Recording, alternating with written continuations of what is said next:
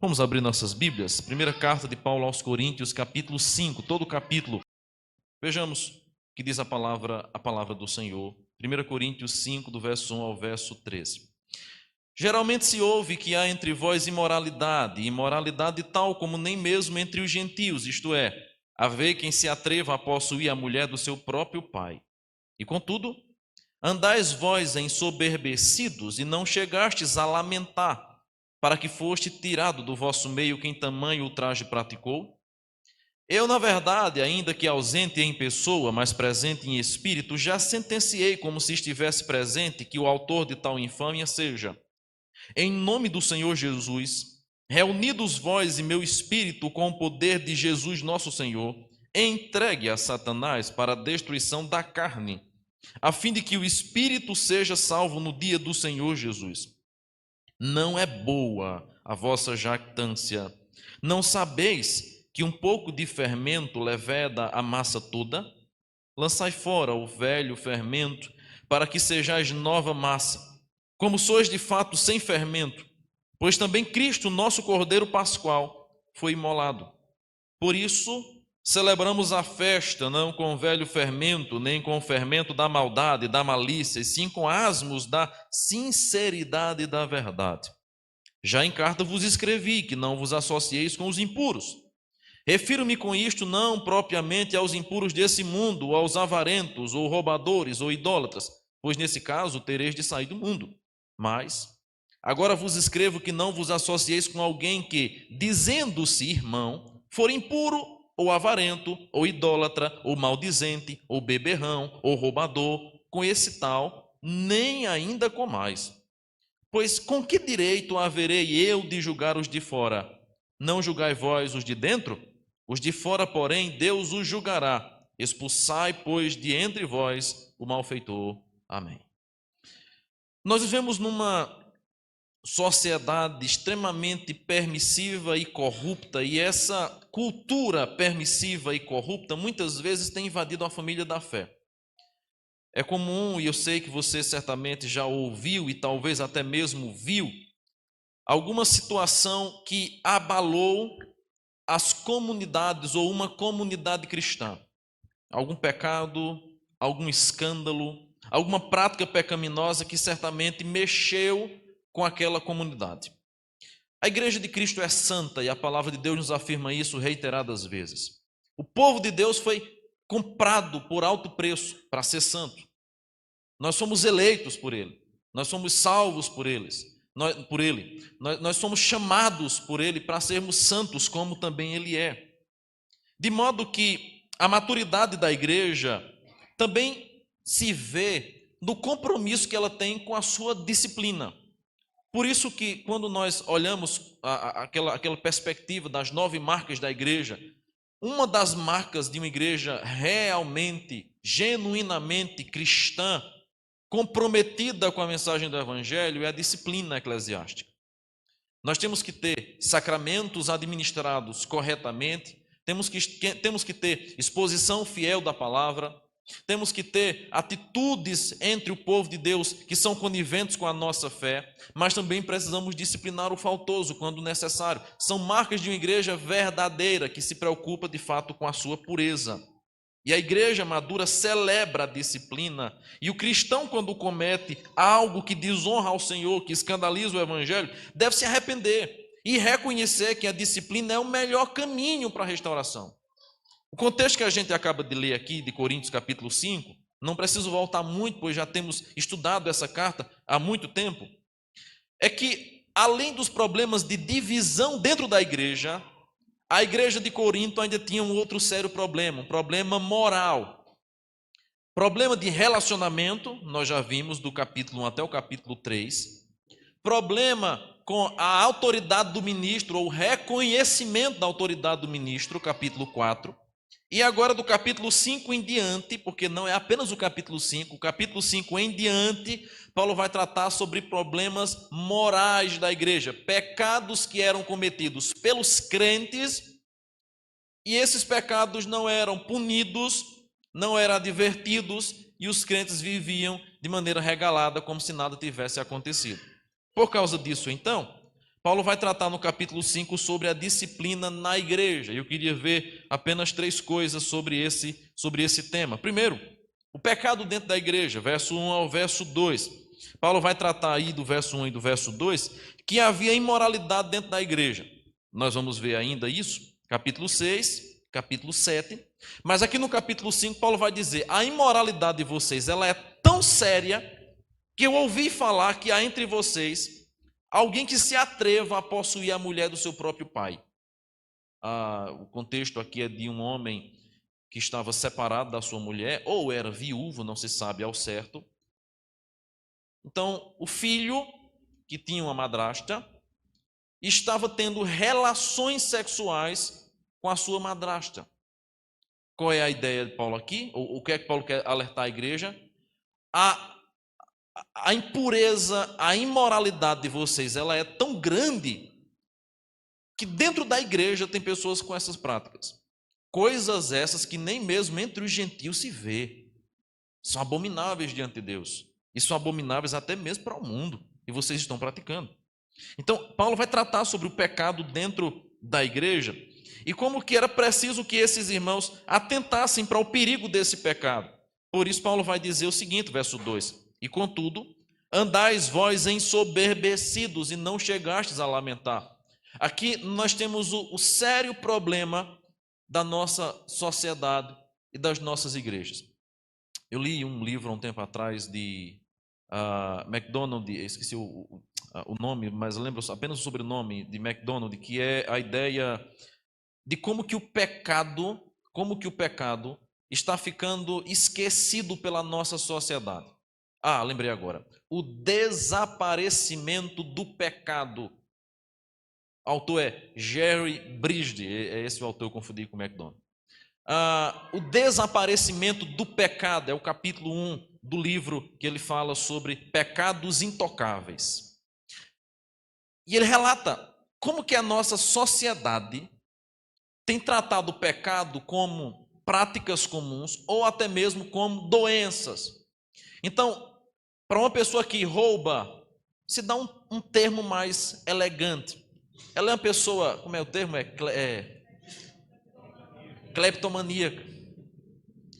Para uma pessoa que é gulosa, que come demais, que não tem controle com excesso de comida, não, ela tem um transtorno alimentar. É gula, pecado, glutão, glutonaria, a Bíblia Sagrada fala. Para alguém que vive na prática de imoralidade, não é porque ele tem um distúrbio na área sexual do cérebro dele e ele não consegue conter os estímulos, por isso que ele estupra pessoas. Ele é uma pessoa com uma deficiência. O indivíduo pratica das mais diversos absurdos, é um mentiroso quanto mais. Não, é porque ele tem um problema, e tem um termozinho que agora se utiliza, não pode, de maneira nenhuma. É um problema que ele tem, é um problema de saúde, é um problema sério, é cognitivo, é não sei o quê. A criança é rebelde demais, não pode ouvir o não. Não, é porque ele tem um problema e bichinho, então não pode dizer não a ele, não pode contrariá-lo, porque ele tem TOD, porque ele tem isso, porque ele tem aquilo outro, tudo mais. Nós vivemos em uma sociedade cujo pecado desapareceu. A sociedade que mais peca em toda a história da humanidade não trata mais pecado como pecado. E o problema disso é que isso entrou dentro das igrejas. E nós tratamos muitas vezes pecado como sendo apenas um hábito, um costume, um problema, uma doença, quando na verdade nós devemos chamar isso de pecado. Por isso que Paulo vai dizer assim: irmãos, o pior é que vocês estão pecando e ainda andam ensoberbecidos e não chegastes a lamentar. Aqui você tem a pior tragédia da igreja diante do pecado.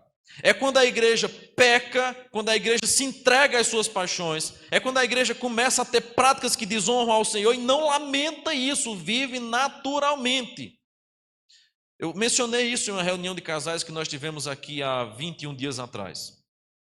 Em um pequeno curso que eu fiz com o pastor Josué Gonçalves, pastor que é muito dedicado a essa área da família, um curso de liderança para casais, de líderes de casais, e ele nos contava o seguinte, que na sua escola para casais, ele tem uma escola para casais, que é um espaço, tipo um retiro, onde milhares de casais, ou centenas de casais, vão todos os anos para ali passarem por um processo de avaliação do seu casamento, de restauração. Muitos casais que estão à beira da separação, do divórcio, porque houve traição, porque houve isso, aquilo, outro, tudo mais, e vão até aquele ambiente, aquele lugar de retiro, para eles serem tratados e tentar receber uma ajuda espiritual.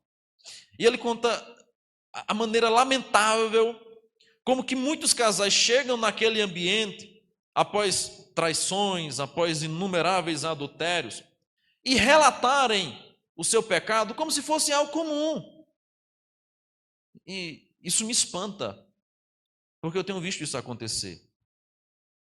Pessoas que tratam do seu pecado, da sua queda, do seu fracasso, sem lamentarem, sem se derramarem em lágrimas diante do Senhor, sem se colocarem numa situação de profundo envergonhamento.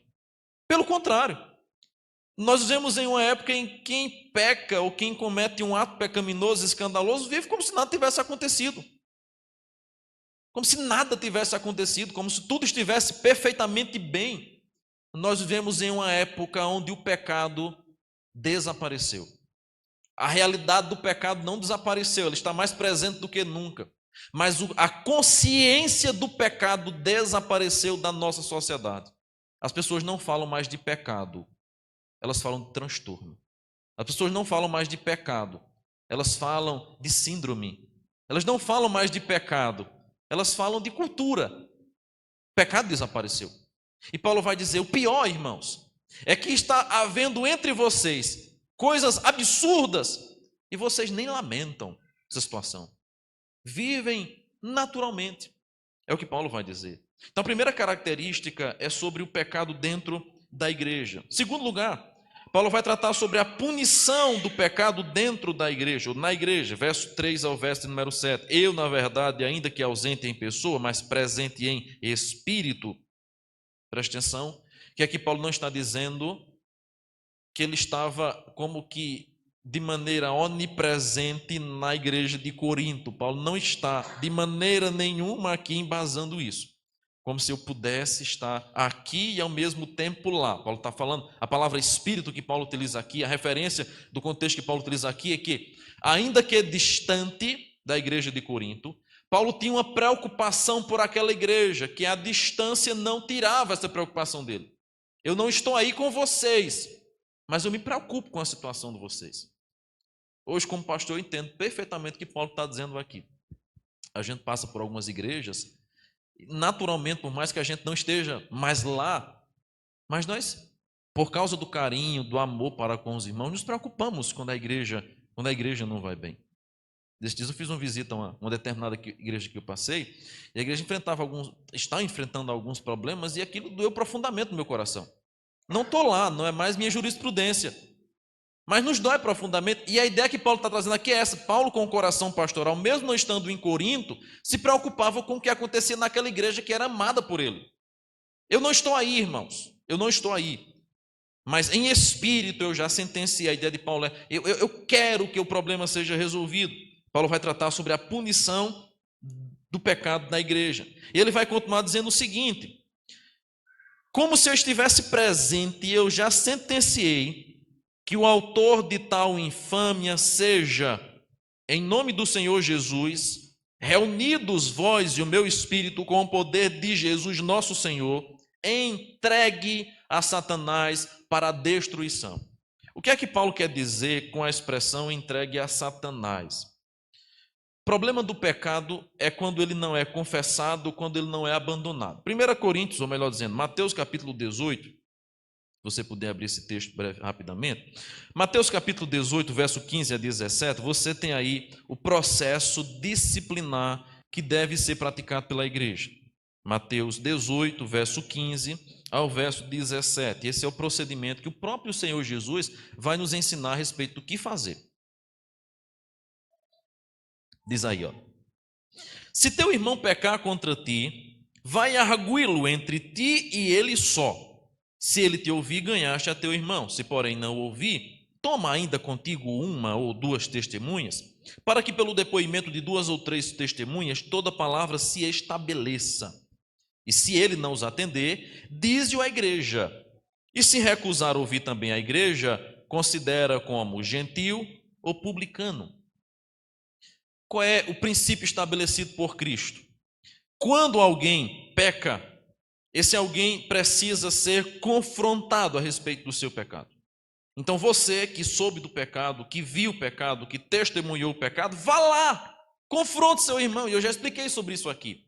Você confronta seu irmão, você não espalha o boato do pecado do seu irmão a outros irmãos, que esse é o processo natural da maledicência dentro da igreja. O indivíduo vê o irmão pecando, não vai até ele, não liga para ele, não pergunta o porquê da sua atitude e diz assim: olha, fulano de tal está fazendo isso, isso, isso. Olha, fulano de tal, agora vive no céu. A gente vai dizer a outros e não diz a ele. Nós não confrontamos o pecado do nosso irmão, nós preferimos espalhar a maledicência entre os demais e não confrontarmos. Nós quebramos o princípio bíblico da disciplina. Por causa disso, então, nós vamos perceber que o primeiro passo é esse: você deve ir confrontar seu irmão. Segundo, se você foi lá, confrontou seu irmão, que estava de fato em pecado, e ele não aceitou a sua repreensão, qual é o princípio? Chame uma ou duas testemunhas e vá até ele. Pela palavra de duas ou três pessoas se estabelece o fato, se estabelece a causa. Por isso que, em todo e qualquer processo disciplinar, que se trata de uma acusação sem uma confissão, nós não podemos estabelecer uma ordem sem que haja testemunhas. Vez por outra, alguma pessoa ou outra me questiona: pastor, mas há um boato de que fulano de tal está fazendo isso. Há um boato de que o marido de fulana, de que a esposa de cicrano vive com essa prática. Mas o indivíduo não confessa. Ninguém quer se apresentar como testemunha. Nós não temos o que fazer. Deus haverá de julgar. Por isso que o princípio é: leve uma testemunha. Se houver a testemunha, duas testemunhas, se estabelece o fato. Se não houver testemunha, mas houver a confissão, está resolvido o problema. E aqui o Senhor Jesus vai estabelecer: leve as testemunhas. Ele não aceitou a sua palavra, a palavra das testemunhas que foi com você, diga à igreja. Diga à igreja.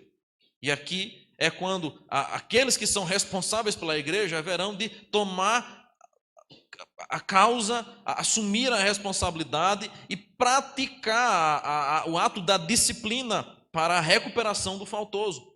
Só que o indivíduo, mesmo após ouvir e receber a disciplina da igreja, permaneceu rebelde. O que é que deve ser feito com aquele que foi confrontado pessoalmente, através de testemunhas, e agora publicamente na igreja não reconheceu o seu pecado? Considere-o gentil e publicano.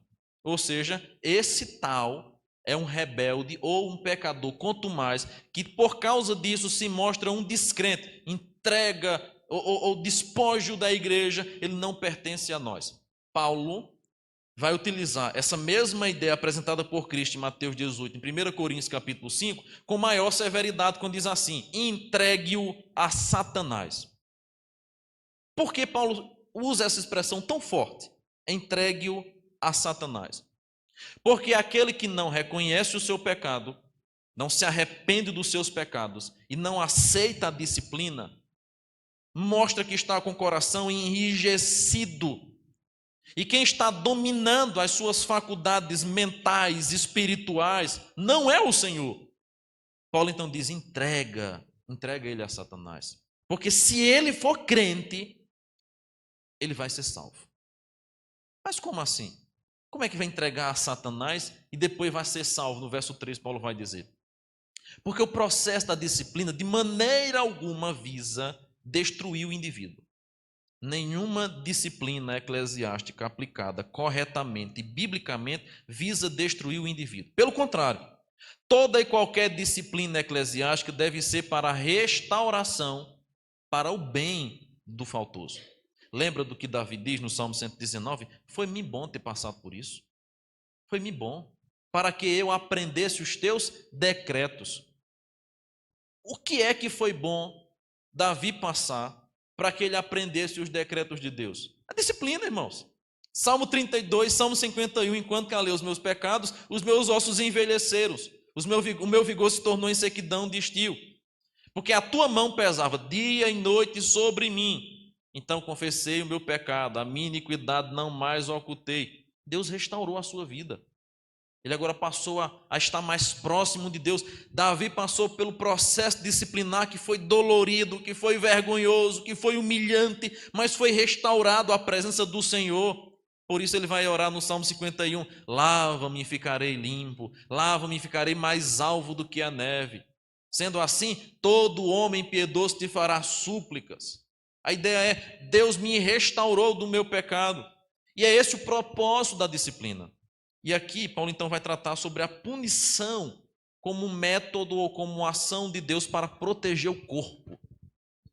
Não trate de um problema no seu corpo, não trate de uma ferida, colocando mais sujeira sobre ela. Para que você limpe a ferida, para que você ajude o processo de cicatrização da ferida, é preciso mexer mesmo. Coisa pior do mundo é quando a gente é criança e a gente leva uma queda de bicicleta. Eita, meu Deus do céu.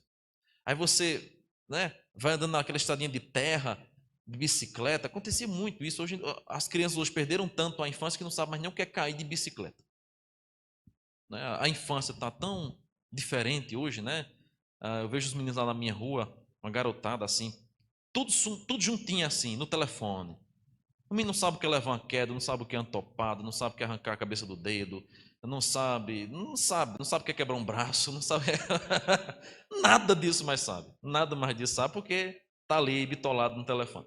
Mas aí lembre da sua infância, Lembre da sua infância, quando você estava aprontando no sítio, no terreiro da sua casa, na rua da sua casa, e você levava uma queda de bicicleta ou enfim, caía no chão, se arranhava todinho, vinha para casa sangrando, cheio de ferida e cheio de terra.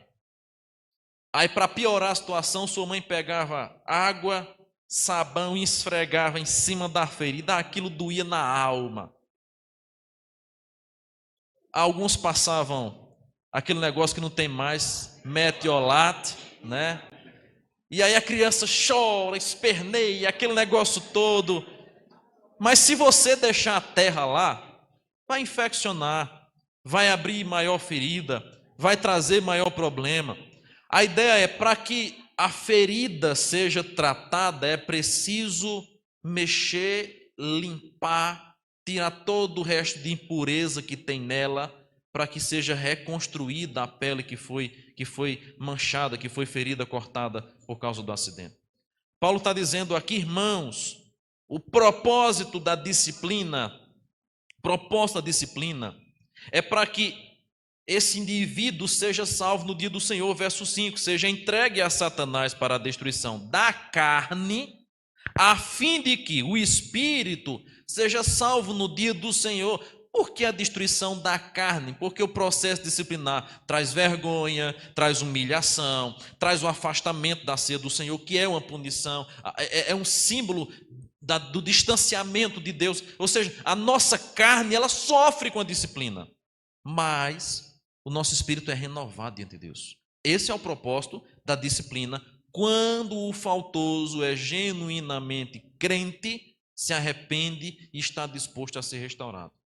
Paulo vai tratar sobre a punição como a proteção do corpo. Por isso, verso 6, ele diz assim: não é boa a vossa jactância. Vocês estão em pecado e não querem ser consertados. Jactância, soberba, orgulho, isso não é bom. Aí Paulo vai utilizar uma imagem. Não sabeis que um pouco de fermento leveda toda a massa? Porque Paulo está tratando sobre o pecado da imoralidade, moralidade tal que o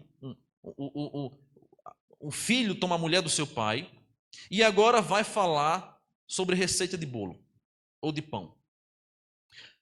No Antigo Oriente, ou nesse contexto veterotestamentário, a maneira de se fazer pães era diferente da nossa. Hoje nós compramos na farmácia, compramos no supermercado, o fermento pronto, seja ele químico, seja ele biológico. Mas naquela época, entre aquele povo havia um costume de preparar a massa de pão e tirar uma pequena bolinha de massa e jogar dentro da água. Essa bolinha, ou esse pedacinho de massa de um pão que estava sendo preparado, era tirado, colocado dentro de uma água durante um tempo. Depois era tirada essa bolinha de massa de dentro da água, deixada em um ambiente fechado, trancado ou escuro, até que ela começasse a fermentar, ou como que nós conhecemos hoje também, a mofar, para depois ser utilizada em novas massas como levedura. E esse processo, normalmente, naquelas famílias, era feito semanalmente. Então, o indivíduo fazia uma massa de pão hoje, tirava um pedacinho daquela massa, colocava dentro da água, pegava aquela massa que foi molhada, guardava em um recipiente ou em um ambiente escuro para que houvesse o processo de fermentação, de apodrecimento. Na outra semana, quando a dona de casa ia preparar a nova massa, o que é que ela fazia? Ela ia lá, pegava aquela bolinha de pão, já fermentada, já apodrecida, e colocava dentro da massa nova, de maneira que o pão conseguia fermentar rapidamente. Esse não era um processo de fermentação muito higiênico, muito limpo, e havia um risco de contaminação. Mas era o processo natural, o fogo, né, o calor, provavelmente matava as bactérias, e as pessoas se alimentavam naturalmente e não tinha muito problema com glúten como nós temos hoje. O fato é que esse era o problema, essa era a regra normal da cultura daquela época. Paulo vai dizer o seguinte: o pecado dentro da igreja é como um pequeno pedacinho de massa apodrecida. Quando junta com a massa nova e limpa, contamina toda ela. E a maneira que Paulo fala lembra um provérbio popular que já era conhecido naquela época: uma maçã podre em um cesto contamina todo o resto. A imagem é exatamente essa. Tire fora a massa levedada, ou a porção de levedura, para que o resto da massa não seja contaminada. Paulo ilustra como deveria ser feito com o faltoso dentro da igreja. É um ato de proteção para o corpo. Era preciso livrar-se do fermento espiritual que infectava a igreja. Terceiro e último lugar, Paulo vai nos dar a razão da pureza da igreja. Do verso 7, na parte B, até o verso 13, ele vai dizer por que essa disciplina eclesiástica é necessária e a que se compara. Verso 7, parte B, diz assim: pois também Cristo, nosso Cordeiro Pascual, foi imolado. Por isso celebremos a festa, não com o velho fermento, nem com o fermento da maldade e da malícia, e sim com os asmos da sinceridade e da verdade. Lembre, e essa retrospectiva que Paulo faz, da festa da Páscoa, que era celebrada com cordeiro assado em brasa, com pães sem fermento e ervas amargas. Êxodo capítulo 12. Paulo está dizendo, desta maneira, irmãos, nós precisamos celebrar a festa. A igreja deverá buscar a celebração no Senhor pura. Lembra o que é que Paulo vai dizer em 1 Coríntios 13? Examine-se, pois, o homem a si mesmo, coma do pão e beba do cálice. Pois quem come e bebe sem discernir o corpo e o sangue, está bebendo e comendo juízo para si. Entenda a conexão que Paulo está dando aqui, a base está aqui, para lá no capítulo 13, ele dizer, tenham cuidado, no capítulo 11, melhor dizendo, né? Tenham cuidado, irmãos, quando forem participar da ceia do Senhor. E Paulo utiliza a expressão da festa, porque o Antigo Testamento celebrava a Páscoa. Cristo, antes de morrer, celebra a Páscoa e diz assim, a partir de agora, vocês vão celebrar a ceia, substituição da Páscoa, a festa perpétua do crente, a ceia do Senhor. Celebrem a festa, mas façam como? Com asmos da sinceridade e da verdade. Paulo agora vai nos dar a razão pela qual a igreja precisa ser pura.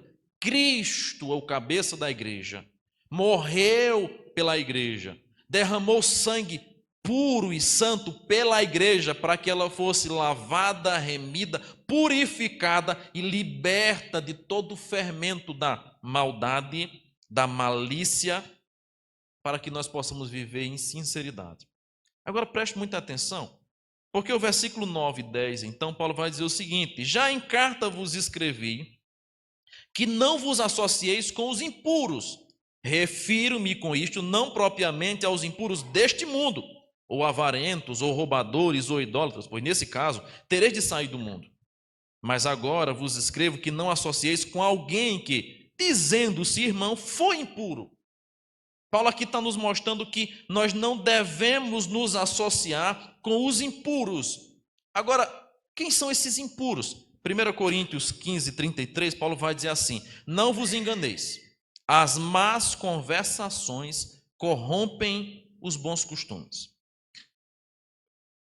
Nós podemos ou poderíamos imaginar que Paulo está falando do mundo aqui. Olha, irmãos, tenha cuidado com o povo do mundo, porque o povo do mundo vai contaminar a sua mente, vai isso, vai aquilo outro. Paulo diz: eu não estou me referindo ao povo do mundo, não. Porque se eu estivesse me referindo ao povo do mundo, vocês tinham que sair do mundo. Eu estou me referindo, verso 11, àqueles que se dizem crentes e têm as mesmas práticas do povo do mundo. Quem são, então, esses impuros? Paulo vai nos mostrar no verso 9, verso 10, que os impuros estão dentro da igreja. Dentro da igreja havia crentes imorais e que inflamavam os demais com maledicência, ou seja, crentes fofoqueiros.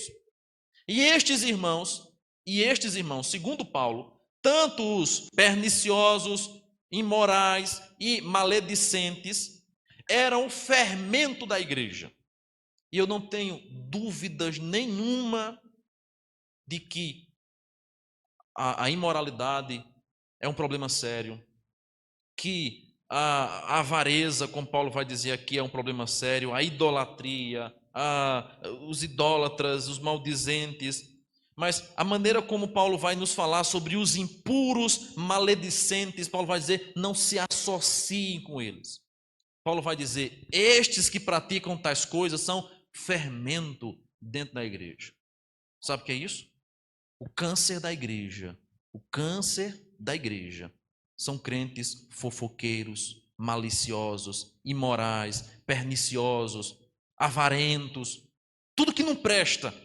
Paulo vai atribuir essas pessoas como sendo fermento da igreja. E Paulo vai dizer: eu já sentenciei em meu espírito que o autor de tal infâmia seja entregue a Satanás, para que talvez no dia do Senhor o seu espírito seja salvo. Não brinque, não tolere essas atitudes aqui. Eu já falei algo no passado aqui e torno a repetir. Se afaste de tudo aquilo que lhe afasta de Deus. O problema maior e a razão pela qual a corrupção nos destrói é porque muitas vezes nós somos tolerantes com o mal. A gente vê o pecado e vai tolerando o pecado. Vai tolerando, vai tolerando, vai tolerando. Até que a gente de repente cai numa arma, numa cilada, que não tem mais de onde sair. E Paulo vai dizer: não vos associeis com essas pessoas. E aqui fica um lembrete quando Paulo fala sobre os maledicentes. Quem fala muito dos outros a você, eu já disse essa frase aqui um dia.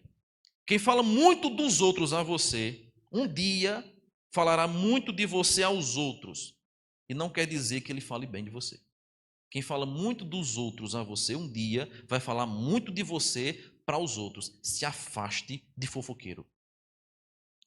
Paulo vai tratar como sendo a pior raça que existe nesse mundo. E o pior de tudo, dentro da igreja tem. Dentro da igreja tem. Paulo diz assim: eu não estou falando do mundo não, irmãos, porque nesse caso a gente tinha que sair do mundo, porque no mundo isso já tem. Eu estou falando dentro da igreja. Dos crentes que se ocupam em fazer fofoca, em falar dos outros, em procurar assuntos para fofocar, pessoas para apontar, pessoas para... A vida está em torno de complicações do que o outro fez, do que o outro falou, do que o outro disse, do que o outro achou, do que o outro pensou, de onde foi, de onde não foi. Não tem outro assunto. Maledicência. Paulo vai tratar o pecado da idolatria. Veja como isso é sério. O pecado da idolatria, do roubo, da avareza, da imoralidade, em pé de igualdade com a fofoca. Você está pensando que o irmão, que a irmã que comete um adultério é pior do que você que é fofoqueiro? Engano seu. Porque o adultério, o roubo, a avareza do irmão vai prejudicar ele, vai prejudicar a sua família, vai prejudicar aqueles que estão ao redor. mas a fofoca vai prejudicar toda a igreja. E Paulo vai dizer: nem ande com essas pessoas. Não se associe com essas pessoas. Não se associe com essas pessoas. Por isso, ele vai dizer então no verso de número 12: pois com que direito haveria eu de julgar os de fora, não julgais vós de dentro? Sabe o que é que Paulo está dizendo? Deixe de olhar para os de fora. Deixe de condenar o pecado do mundo. Vocês estão se escandalizando porque o povo do mundo está fazendo tudo que não presta? Olhe para vocês. Veja o que vocês estão fazendo, mesmo sendo crentes. Olhem para isso. O juízo começa dentro. Não julgais, vocês não julguem os de fora, julguem os de dentro. Por quê? Os de fora, Deus os julgará. Expulse, pois, entre vós o malfeitor. O juízo começa na casa de Deus. Deus começa limpando sua casa, para depois limpar o mundo. Deus vai, todos os ímpios vão dar conta a Deus no dia do juízo. Lá no dia do juízo eles vão prestar contas. Só que nós somos chamados a ser santos, e Deus quer que nós nos santifiquemos agora. No último dia é juízo, é punição, é condenação eterna para o ímpio. Mas para nós que somos salvos, há uma esperança, nós temos fé, nós queremos morar no céu com o Senhor, e Deus não nos vai deixar caminharmos nesse mundo na prática do pecado. Deus quer nos purificar, Deus quer nos santificar. Se nós buscamos essa santificação, essa purificação, nós somos dele. Se não, isso mostra a quem nós pertencemos. Por isso que Paulo diz assim: o autor de tal infâmia seja entregue a quem? Ao diabo. Porque não pertence a Deus o tal. Não pertence a Deus o tal. Como é que as divisões na igreja começam? Fofoca, maledicência, falso testemunho. Veja, o diabo dificilmente consegue rachar a igreja porque um irmão tropeçou ou roubou, porque um irmão é avarento. Quanta gente é avarenta não há ao nosso redor? Muita gente é avarenta. Mas a gente não deixa de viver, nós não deixamos de viver, porque o nosso vizinho é avarento. Você sabe que seu vizinho tem muitas condições, mas é um cara extremamente avarento. É o problema dele. Ele que fique passando dificuldade, se limitando, para outros depois desfrutarem da herança que ele vai deixar. Ele que fique lá, vivendo a vida dele, na miséria. Outros vão depois um dia tomar a herança, as posses dele, vai gastar sem medida. Não sofreu, não labutou para conquistar. O problema, o avarento, afeta ele e a família dele. Mas se você mora do lado de um vizinho fofoqueiro, é terrível. Ele vai inflamar a rua, ele vai contar mentiras sobre você, ele vai dar conta de sua vida, ele vai perguntar para onde você vai, de onde você vem, ele vai vasculhar a sua rede social para saber se está viajando, se você comprou isso, se você comprou aquilo outro.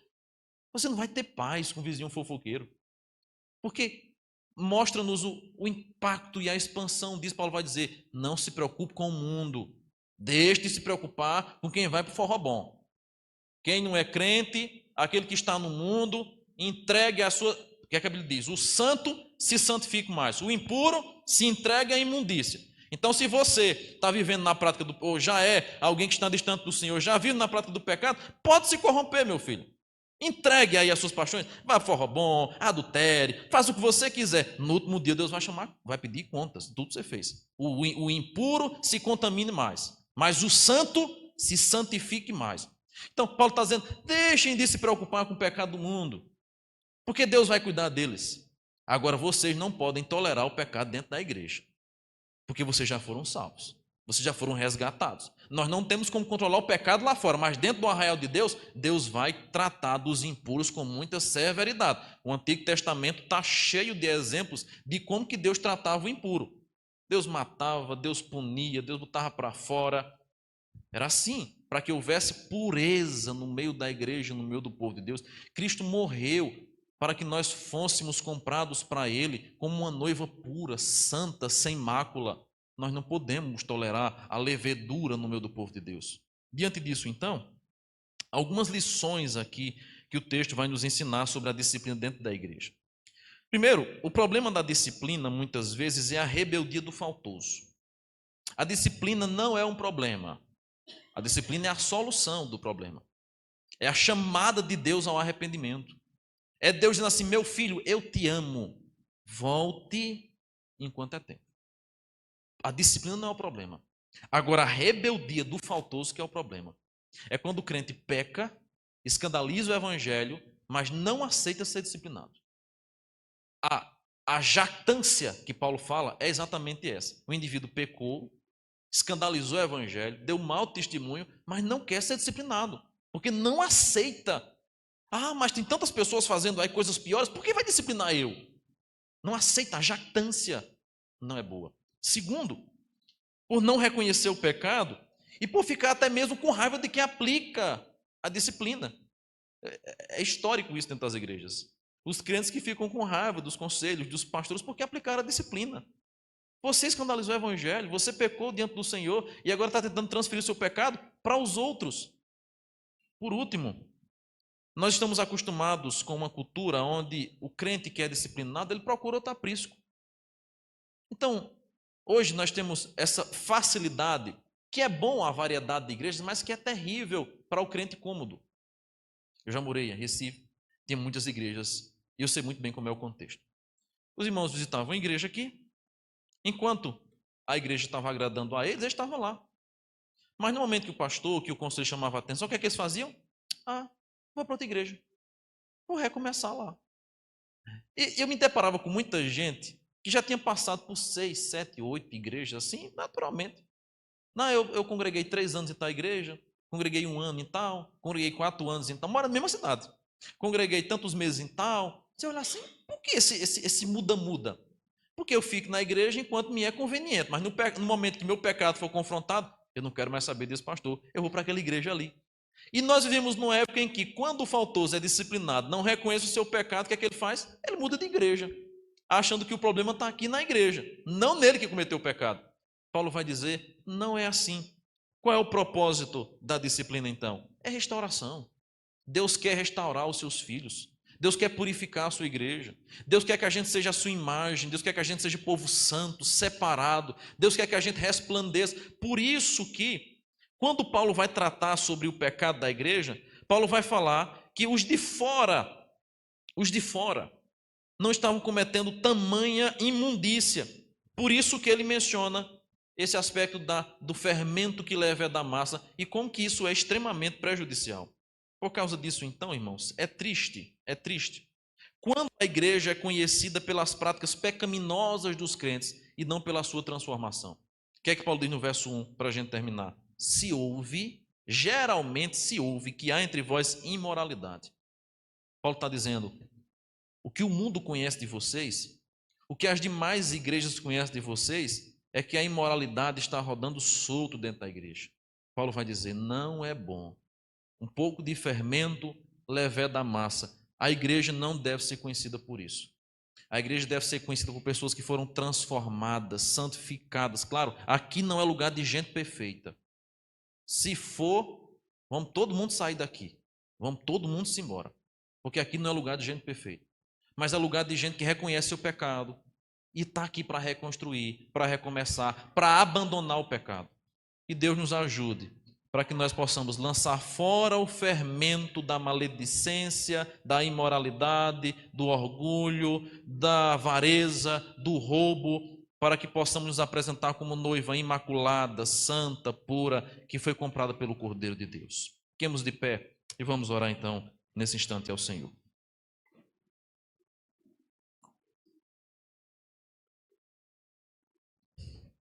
Deus amado, nós te agradecemos pela tua palavra, pela tua santa instrução. Obrigado, Senhor, porque a tua palavra nos confronta, nos exorta e nos mostra como devemos agir diante das nossas faltas. Santifica a tua igreja, purifica o teu povo. Não permita, Senhor, que o pecado se espalhe no nosso meio como fermento levedando a massa, mas que a tua presença, que é santa, que é poderosa, que é tremenda, possa invadir o nosso coração, possa invadir este lugar e que a igreja possa ser o aroma de Deus para a sociedade. Que nós possamos exalar o bom perfume de Cristo, que nós possamos exalar o bom perfume daquele que morreu para que fôssemos lavados, purificados dos nossos pecados.